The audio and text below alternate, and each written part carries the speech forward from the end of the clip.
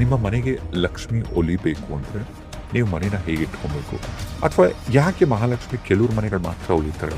ಒಂದು ಖಂಡಿತ ಎಲ್ಲಿ ಹೆಣ್ಮಕ್ಳನ್ನ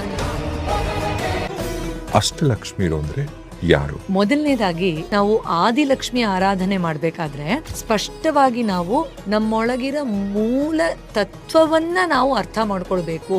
ಎರಡನೇದು ಧನಲಕ್ಷ್ಮಿ, ಎಲ್ಲಿ ಸಂಪತ್ತು, ಶೋಭೆ ಮತ್ತು ಚೆಲುವು ಮೂರು ಸೇರಿರುತ್ತೋ ಅದನ್ನೇ ನಾವು ಧನಲಕ್ಷ್ಮಿ ಅಥವಾ ಲಕ್ಷ್ಮಿ ಅಂತ ಅರ್ಥ ಮಾಡ್ಕೊಳ್ಬಹುದು ಅಂತ. ಧಾನ್ಯಲಕ್ಷ್ಮಿ, ಗಜಲಕ್ಷ್ಮಿ, ಸಂತಾನಲಕ್ಷ್ಮಿ, ವಿಜಯಲಕ್ಷ್ಮಿ, ವಿದ್ಯಾಲಕ್ಷ್ಮಿ, ಮಕ್ಕಳು ಕೊಡೋ ಲಕ್ಷ್ಮಿ ಅಲ್ವಾ? ಖಂಡಿತ ಅಷ್ಟಕ್ಕೆ ಸೀಮಿತ ಅಲ್ಲ ಅದು. ಮೊದಲನೇದಾಗಿ ನಾವು ಮಹಾಲಕ್ಷ್ಮಿ ಅಂದ್ರೆ ಹೇಗೆ ಅರ್ಥ ಮಾಡ್ಕೊಬೇಕು? ಲಕ್ಷ್ಯ ಅಂದ್ರೆ ಏನು? ಗುರಿ. ಗುರಿ. ಸೊ ಈ ಲಕ್ಷ್ಮಿ ಅನ್ನುವಂತಹ ಆ ಒಳ ಅರ್ಥವನ್ನು ತಿಳ್ಕೊಳ್ಬೇಕಾದ್ರೆ ಗುರಿಯ ಕಡೆಗೆ ಹೋಗಿ